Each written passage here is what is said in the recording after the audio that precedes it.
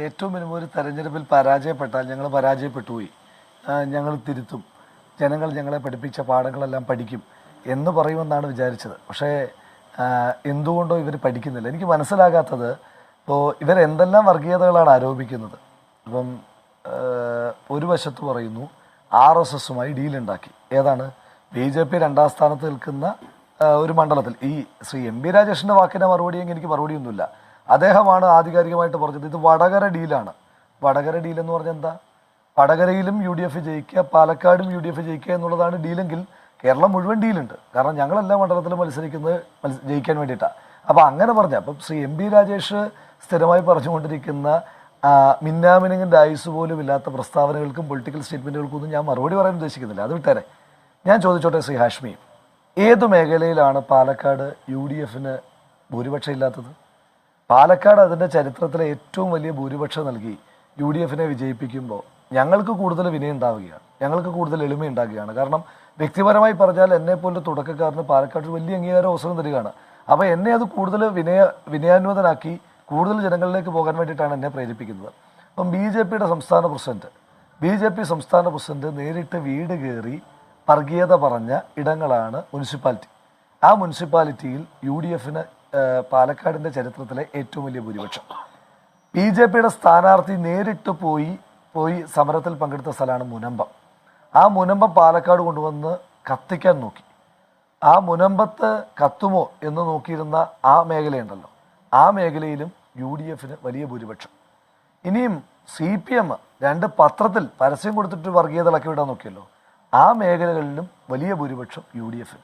അങ്ങനെ ഈ BJPയും CPM മത്സരിച്ച് വർഗീയത പറഞ്ഞ മേഖലകളിലെല്ലാം UDFന് ഭൂരിപക്ഷം. അതായത് ഹിന്ദു ഭൂരിപക്ഷ മേഖല, ഇനി മതം പറയുന്നത് ശരിയല്ല, പാലക്കാടിൻ്റെ പൊതുവായിട്ടുള്ളൊരു വിധിയെ ഹിന്ദു ഭൂരിപക്ഷ മേഖല എടുത്തോ, ക്രിസ്ത്യൻ ഭൂരിപക്ഷ മേഖല എടുത്തോ, ഇസ്ലാം ഭൂരിപക്ഷ മേഖല എടുത്തോ, എല്ലാ ഭൂരിപക്ഷ മേഖലയിലും UDFന് സമഗ്രാധിപത്യം ഉണ്ടാകുന്ന ഒരു തെരഞ്ഞെടുപ്പിൽ വർഗീയത കൊണ്ടൊക്കെയാണ് ജയിച്ചതെന്ന്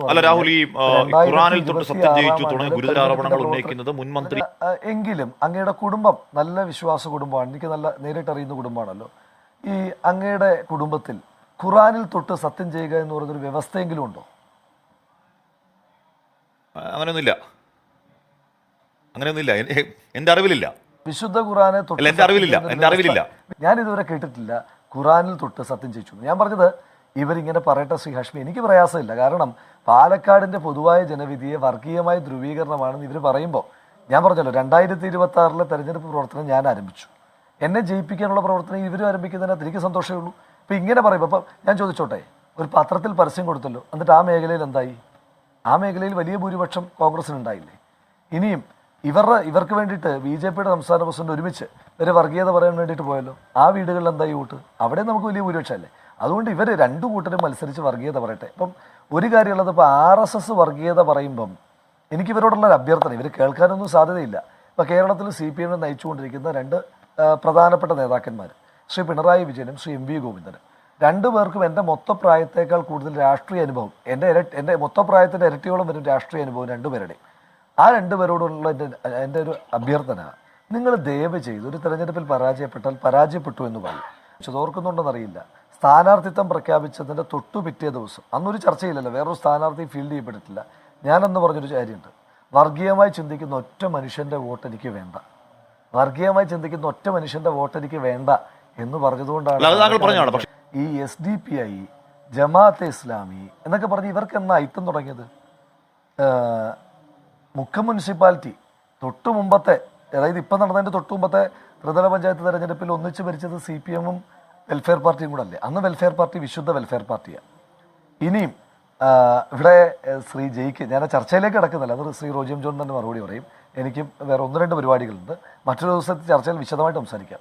കോട്ടാങ്കൽ, ഇപ്പം ഇവിടെ ഇരിക്കുന്ന കോട്ടാങ്കലിനെ പറ്റി, പത്തനംതിട്ട മുനിസിപ്പാലിറ്റിയെ പറ്റി ആധികാരികമായി എനിക്കും അങ്ങേക്കുമുള്ള അറിവ് വേറെ ആർക്കും ഇല്ലല്ലോ, നമ്മൾ രണ്ടും പത്തനംതിട്ടക്കാരാണല്ലോ.